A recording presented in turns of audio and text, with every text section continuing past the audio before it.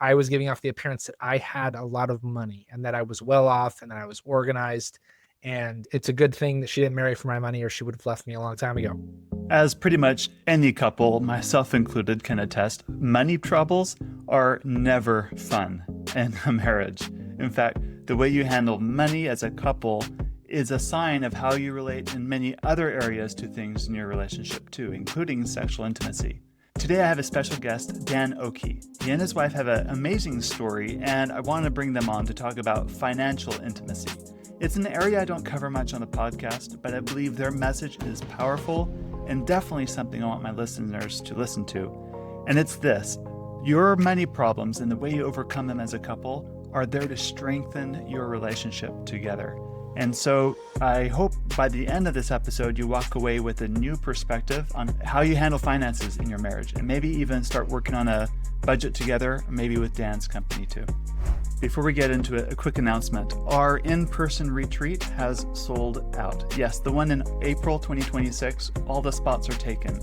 But there might be a last-minute opening if someone can't come last minute. So if you're still interested in coming, apply anyway, and that'll serve as our waiting list. We look forward to doing another in-person couples retreat in 2027, and you're welcome to apply for that too. But that's not all. We are doing a thing we've never done before, and it is a cruise. We're doing a Get Your Marriage On cruise. It's limited to just a small group of couples, and we sail in October 2026. And this is for couples that want to do a deep dive into sexual intimacy in their marriage, and it's going to be just fun. Come vacation with us, come cruise with us. You'll get to meet me, you get to work with my team. We're bringing on a boudoir photographer. We're going to have classes and sessions all about deepening intimacy in your marriage on our sailing days too.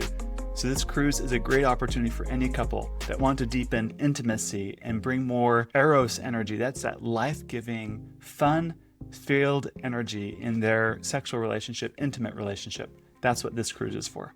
You'll find those details at getyourmarriageon.com and click events, and you'll see the option for the cruise there. It's not every day I get to welcome Dan to my podcast. Dan, welcome. It's fun to have someone that shares my name. How are you today? I'm doing great. We're double Dan trouble today, man. It's good to see you. That's Thanks right. for having me on. Funny anecdote. My best friend in high school, his name was also Dan, and we did everything together. So we were the Dan and Dan team, and it was pretty fun. That's awesome. That is a rare situation. Did you go by, I'm just curious, did you go by your last names? How did people tell you apart?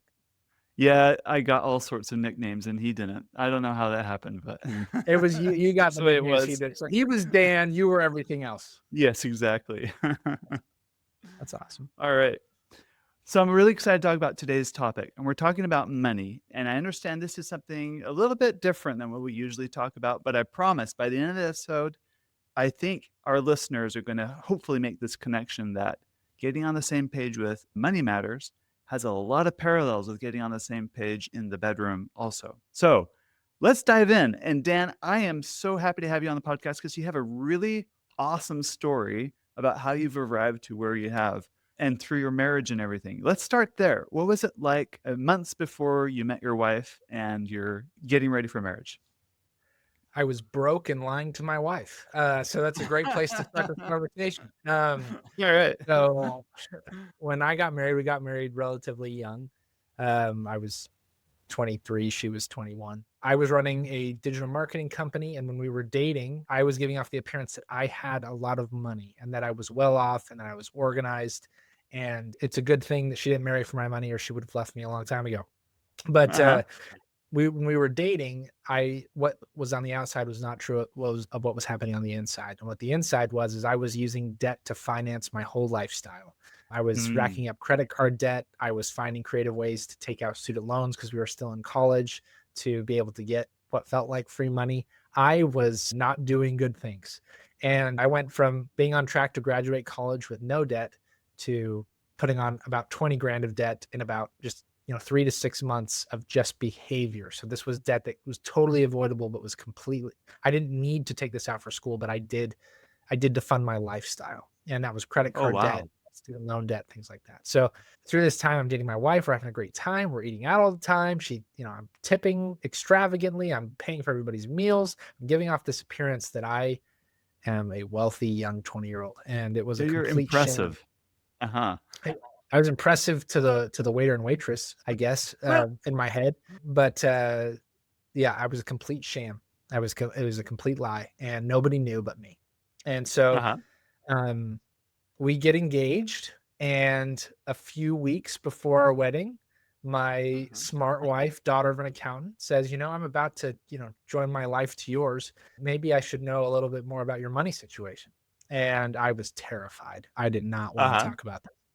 So she says, Dan, how much debt do you have? And Uh-huh. the truth was, I had no idea how much debt I was in. I didn't know the number, nor did I care. Right. We have this tendency, right? We don't want to see what we don't want to see. we we sweep things under the rug. We keep things in the dark because we don't want to know what's there. It's like the junk drawer in the kitchen. We just don't know what's there, so we kind of leave it alone. Totally. And I was afraid that she would judge me or not want to marry me if she knew what was really happening.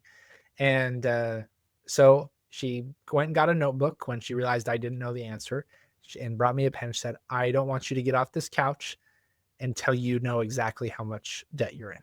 And I went and looked everything up and opened that drawer per se, and I saw the number, and it was over $20,000. And my heart sank because I realized, a few months ago, I didn't know anybody any money. And um, even with that realization, I still wasn't planning on changing because in my mind, I was going to make all this money and we were going to figure this out. And I wouldn't have to worry about money management or debt or any of these things. So, Right, right. so she didn't know that was my mentality. She just knew, oh, $20,000 of debt. That's not terrible, terrible. We'll deal with this after we get married and go from there. Great plan. So we end up getting married. It's a great wedding, great honeymoon, and then we settle into our new apartment. And Kay's like, "All right, so let's make a budget." And I said, "Gesundheit." And I did not, Bless you. I did not, yeah, I did not want to go there. But she's my better half, and she kind of forced the issue. And in that conversation, she realized the full extent. And in the first week of our new marriage, she realized her new husband was living a facade and that we didn't have any money and we didn't have any income. And we were living off of debt right from the get go. Oh, so that's a shock. Yes. It's a betrayal of trust right off the bat, right? For her. Right. And so for the next, I wish I could say that right at that moment I decided to change, but I was still stubborn. And for the next few months, it was an argument every single day about money and resources and what I was going to do and how we were going to provide. And it was terrible. And Right. I just didn't, it got to the point, is this going to work? Are we going to be able to make this work?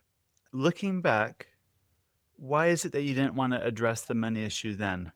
What was going on inside?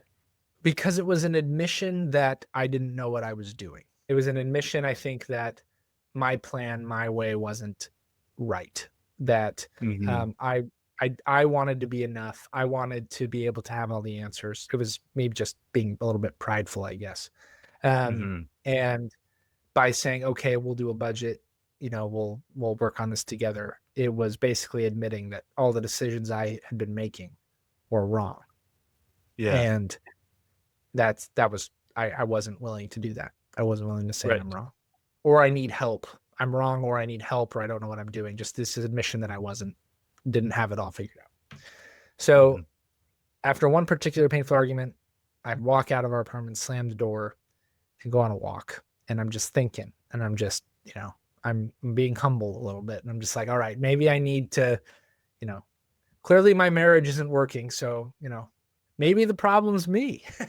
Uh-huh. Not Didn't your maybe wife like not lock her. you out or something too? Like, No, no, she didn't lock me out. I okay. just left.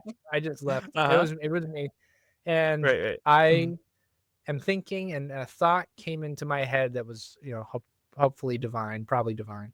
And the thought was, do your money beliefs matter more than her and your relationship with her?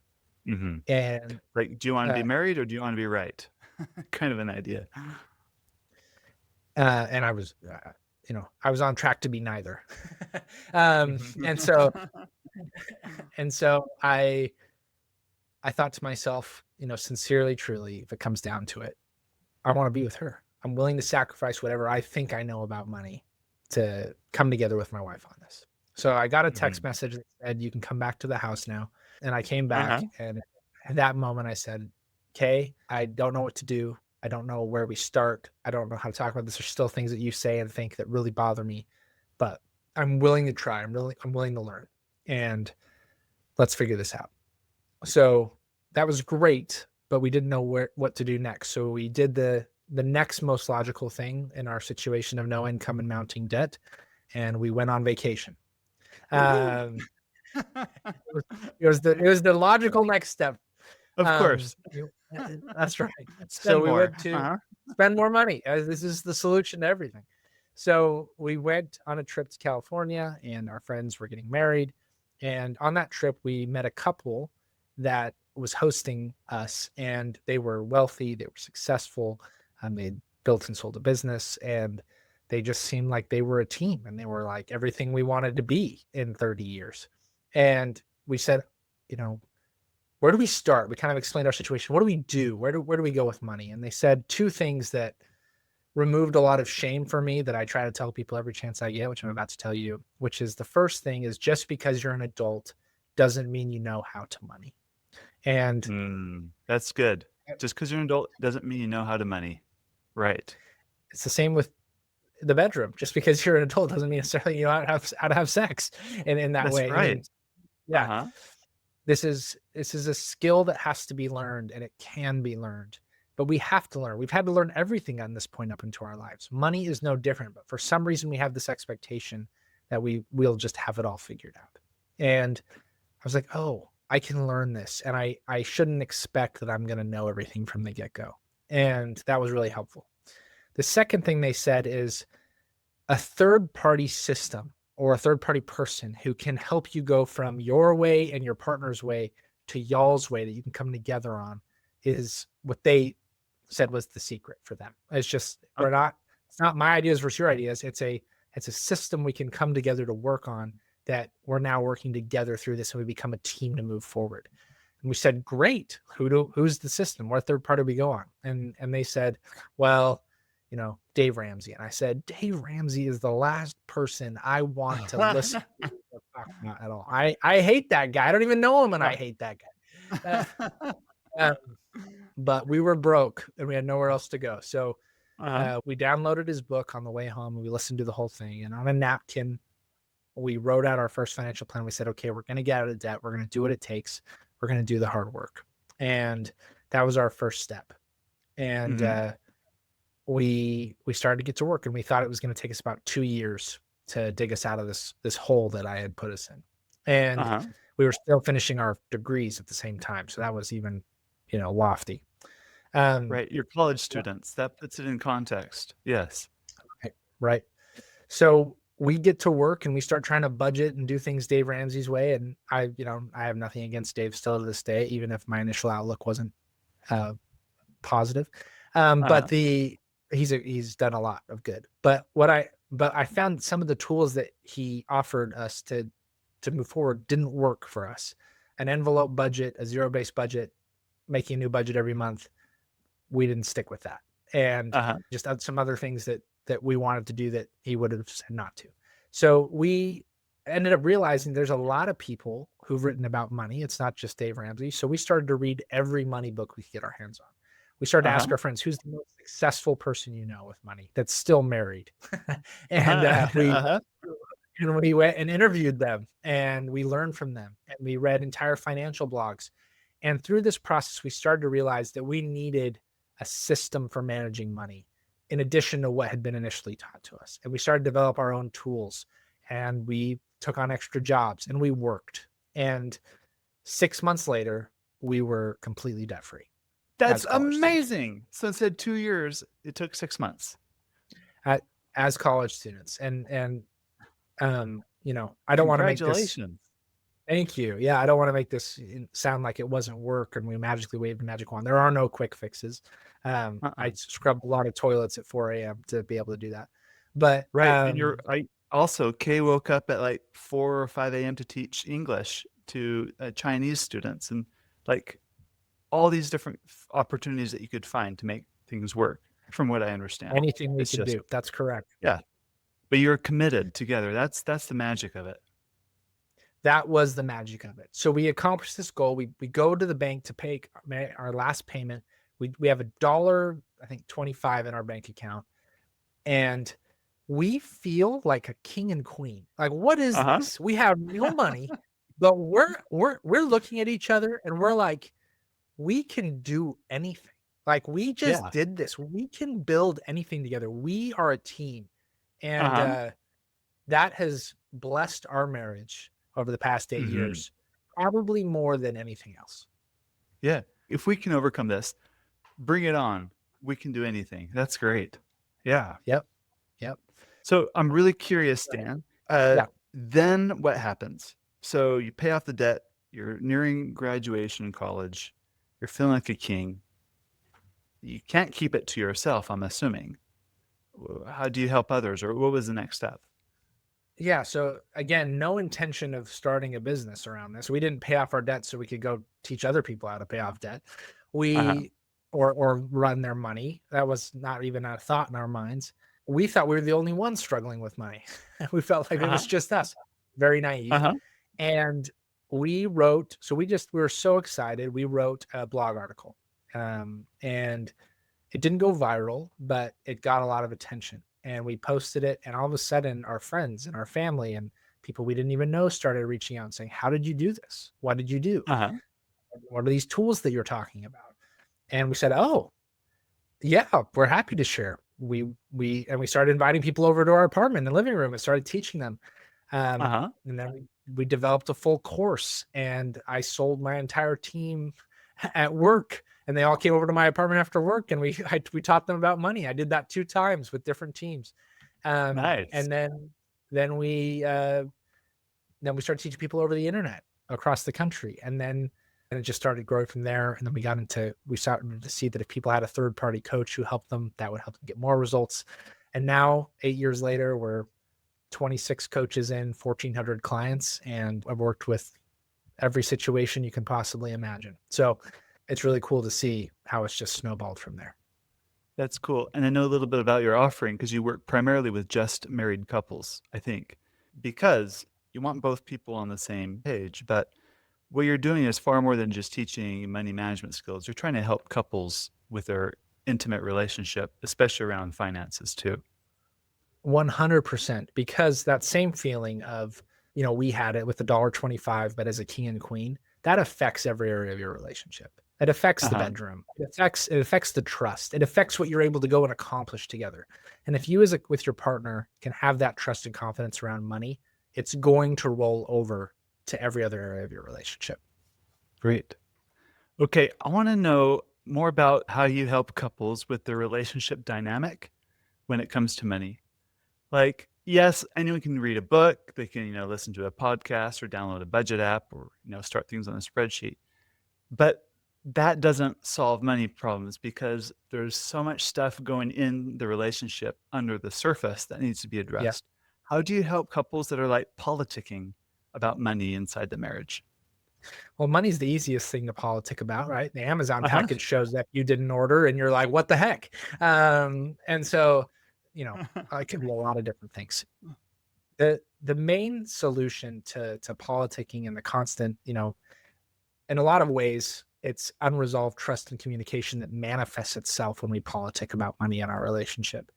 But it's having a joint agreement together, a system of how we're going to manage our money. And while that does include, technology and how we track things and how we do a spreadsheet, it also includes how we're going to communicate about this. It also includes an understanding of where we both come from with money. We're bringing Uh-huh. two different universes together, and those universes view resources very differently. And so, if you don't have an agreed upon system or a way of how you're going to approach the resources in your relationship, then politicking is just a natural outcome. And then other areas of relationship that struggle with that same lack of communication are going to show up when it comes to anything financially related, because that's what you're often dealing with on a day to day, week to week basis. That's cool. Any couples that you've worked at or any stories you can share about where one tended not to be very honest or forthright with things, maybe at the beginning? and how that's affected their marriage, and then maybe how you help them learn to be more honest. 100%. There's a couple that I was thinking about. She didn't trust her husband with money. And so Mm-hmm. justified that she, and this is not female specific, this is just the situation, right? Mm-hmm. She felt like he was going to want to spend it if he saw the money. So she was secretly taking money and hiding it away without his knowledge. And they weren't talking about that. And so that was eventually discovered. It's always eventually discovered at some point. Uh-huh. And There's a blow up, of course. there's always a Uh-huh. blow up. And when they came to us about that, we talked through a couple things. One, this is betrayal. When you take resource in a marriage, all money is both of yours Mm-hmm. unless agreed upon otherwise. It's not. That's the foundation piece, right? It's the understanding. Even if one is the primary breadwinner, the other is Yeah, not. It's still our money. That's the attitude you need to have. exactly. There it is, our money. It's a So shared resource. Oh, good. 100%. And so, when you realize your spouse has been taking our money without an agreement from us and putting it, there's a sense of betrayal Uh-huh. because it's being hid from you. At the same time, what are the reasons behind why she was doing this? Well, she grew up with money that was really scarce. She often felt scarce around money. There wasn't a lot of money all the time. So security was really important to her. And when her Mm-hmm. husband would always want to spend the money, that that need of security was more important to her than the trust and communication with her husband about it. Or she just didn't know Right. how to communicate about it. So she'd see her husband spend money, maybe on a sandwich or something, right? Like, or a cup of coffee, whatever it might be, and her alarm bells in her head go off, like, uh-oh, like Yeah. that represents my security, and I'm losing control of this. I'm losing control of me. Exactly. So her natural inclination is to hide it, is to take it and hide it. Because if I Mhm. take it and hide it, I have control, I'm secure, he can't spend it. So what do you do in that situation? Well, just talking about those two things and helping both parties realize the other person's side helps a lot. And being able to communicate about that. And then second, it's helping them create a system around that of what are we going to do to take care of your security and what are we going to do to make sure you have money to spend that we can both agree on in a way that's going to help us both fill our needs here. And that's what we did. We clarified that for her, she had a sense of security with a certain amount of money in a Mhm. safe that wasn't Mhm. touchable, but now he knows about it. He understands it. And, one of his problems was, well, I want that in the bank or an investment earning it money. And we calculated that out. And it's like, Uh-huh. well, for a couple $1,000s, that's only going to be maybe 100 to 200, $300 a year. Is it Uh-huh. worth it to you to pay 100 to $300 a year for your wife's security? And the answer to that question was yes. Yeah. Um, Uh-huh. When you put it so in we that solved light, it. yeah. Uh-huh. Yeah, That makes sense. absolutely. I'm going to do that. Then for her, he needs to have an amount of money as an adult, and so does she, that he can spend every month guilt free without having to ask permission on whatever he wants. He can save it, he can give it, he can spend it, but it doesn't matter. He could flush it down the toilet and it wouldn't matter. Don't do that, but he could. And It was like and he his needs, it's like his allowance. No questions asked. He yeah, can spend up to this amount. Right. It gives him exactly. freedom. Uh-huh. It gives him freedom to spend, and she knows that. And then it's his job to keep that agreement, to not go above that amount of money. I know there's some of you listening who are like, well, I've done that. My spouse goes above that. That's a separate issue. I'm just talking about, this specific couple. So Right. for them, that was one of the issues that was overcome, where we now have a system and communication and understanding around this where we can now move forward together and forgive one another and be a team. Do you think that affects intimacy in other relationships when you forgive and build trust? Oh my Heck gosh. yeah. Of course it Heck yeah. does. Uh-huh. hmm Right. so it's things like this. Her clients talk about continually, you know, sometimes we get too numbers focused, like you've paid off X amount of debt, you saved this emergency fund, you've invested this amount. But the Mhm. number one repeating thing we hear from our clients is I've never felt stronger in my relationship. Strong Yes. finances equal stronger relationships.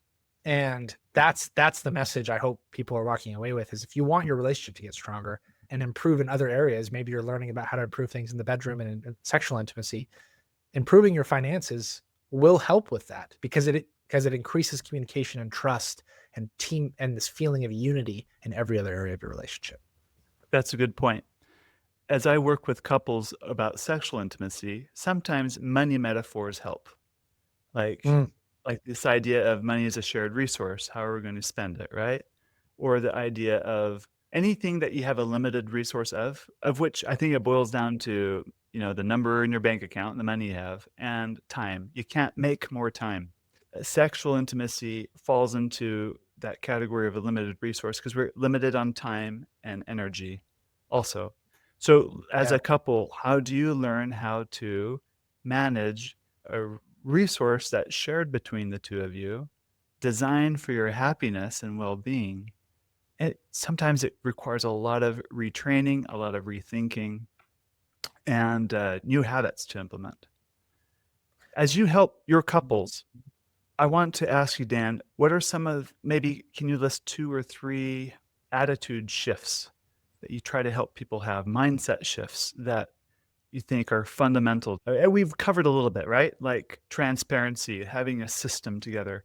But deeper than that, is it like being frugal is okay or not okay or stingy? Or what are some mindset shifts that really work well with couples for money? Yeah. We've already talked about a few, like you've mentioned, right? Money's a shared resource. There is no your money and my money unless we have agreed upon that, which most couples should have money they can spend as an individual, but that's agreed upon, right? As a whole, it's a shared resource. Two, I can learn money. It's a skill. Uh-huh. Three, getting help as part of money is normal and should be expected. Uh-huh. Um, Same with sex. Uh-huh. Right? yeah, name with Yep. sex, exactly. Yep. Yes, 100% with sex.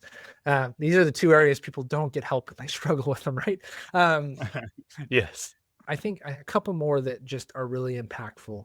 Power of should and how that can have over ourselves. And so should can affect us in two ways. One, it's the things I should be doing myself, where I'm telling Mhm. myself constantly, I should be, I should be better with money, or my partner should be doing this and they're not. Those deeply impact the way we view ourselves and ultimately our behaviors and how we treat our partner. If you're thinking constantly, my partner should or shouldn't be doing this thing, and they always are doing that thing or not doing that thing, that's just going to build resentment, right? And so, what we got to do with the shoulds is we need to get them out on paper. What are things that you think in your head about yourself or your partner that that you should be doing or they should be doing that you're not, that you constantly are putting yourself in a shame cycle about, where you feel bad because you're not doing this thing you feel like you should be. And then two, what are things that you feel like you are doing that you shouldn't be, or your partner's doing that they shouldn't be, that you're constantly judging them for or judging yourself for. And so it's just helpful to take a piece of paper, write those things down, and then Mhm. rewrite. So here an example. I should be better at not spending so much money. Mhm. I and the way to reframe them is writing them in truths, right? So I spend more money than I would like to. I'm learning how to spend more intentionally, and I am a work in progress. And so it takes the shame out of it and turns it into an action growth mindset focus. My Gotcha. partner does X. It makes me feel Y. I haven't communicated that to them. We need to Uh-huh. have a discussion about this, things like that. And then That's really good. yeah. So the should and shouldn't would be one. The second one that you mentioned that I love talking about is frugal versus cheap. And oftentimes with money, people feel like they need to be, I need to spend as little money as possible to be good with money. And so they end up buying things that are on sale or a good deal just because it was a low price. That's not good money management necessarily. What's the right way is to be frugal. And being frugal is getting clear and intentional on what do you enjoy spending money on? And maybe it's a lot of money, quote unquote, comparatively. But you can intentionally save and plan for that and go buy that thing. As an example, I love Lululemon pants. Um, Uh-huh. over The over golf the years, pants, so good. yeah, Uh-huh. so good. They're not the cheapest pant out there, and especially when we were younger and didn't have as much money. But I said no to other things that I didn't love as much, that didn't cost as much per se, so I could say heck yes to the things that I really actually loved and cared about. And that can Uh-huh. create, you should encourage your partner when they find things that they love. Money can become this joyful thing where we're identifying the things we really care about and we're encouraging and celebrating each other to find those things and to work towards them and celebrate each other when we get them. And it's like, sweet. You just, my wife just bought a shoe rack and set it up. I didn't even know, she used her fund to do that. I didn't even know it. All of a sudden my shoes are out in the garage. But for her, this is so important because now her entryway is cleared, that Uh-huh. she cared about. And so, you know, I can celebrate that. And I'm not stressed that she spent $80 to get this shoe rack because she saved for it, she planned for it, and now we're on the same. I can just be happy, and now everything's more organized for me too. Anyway, That's those are so two good. things that two additional mindset shifts I think that could be really helpful for couples. That is so good. All right. Let's say you're a couple listening to this episode. You're like, you know what? Maybe we could use a little bit of help. Where would you recommend they go? Or can you tell them a little bit about the services you offer? 100%. Yeah. So, I mean, this is what we do. One of the most powerful things you and your partner can do is sit down with a third party and put all your numbers on a piece of paper just to get the conversation going. And that's the first thing we do for our clients. And without them becoming clients yet, which is people who are interested in taking this next step. If you're still needing to get your partner on board with that, we also have a free budgeting class that can be a really helpful, just to listen to some more of the ways we view things. Sharing this podcast with your partner is a good thing. There's really, I think one thing I just drive home here is for money to really work in a marriage, it has to be a team sport. Um, Mm-hmm. there's different ways to approach that. And I'm not claiming our way is the only way to do that. But by and large, both people need to have some involvement, understanding, and agreement. Otherwise, there will be resentment, there will be politicking, there will be stress, either on the part of the person who is doing all the management or the person who's not, or both. And you have to be a team in this. And so if you are willing as a team, as a partnership to take a next step, let's come watch our free budgeting class, come sit down with one of our coaches. We'll get all the numbers on paper. We'd love to work with you. If you are ready, but your partner is not, send this podcast and listen to that. Listen to the budgeting class together. Those would be my recommendations of where to start. Awesome. Great. And your website? Our website is Sensei Financial, CENTSEI Financial. Think, karate money teacher with the cent is the CENT at the beginning. It's very clever. Great. Thank you. Thank Thanks, you. Dan. Thank you, Dan. I don't know what your nicknames were in high school. Otherwise, I'd call you some of those because we got a double Dan situation. I hope you enjoyed this episode and see the connection between financial intimacy, like your ability and courage to talk about money in your relationship, and sexual intimacy, your ability to talk about sexual things in your relationship too. Now, if you like a deeper dive in sexual intimacy in your marriage, you're invited to apply to our Get Your Marriage On program. We only take a handful of applicants each month so that our program is small and focused. But this is a great opportunity to work with me and my team, and we do a deep dive into all things intimacy in your relationship so that you and your spouse can get to your next level so much easier, so much better than what I had to go through. So that's for you. You'll find all those details at getyourmarriageon.com/program. And thank you for listening. Now, it's your turn to go get your marriage on.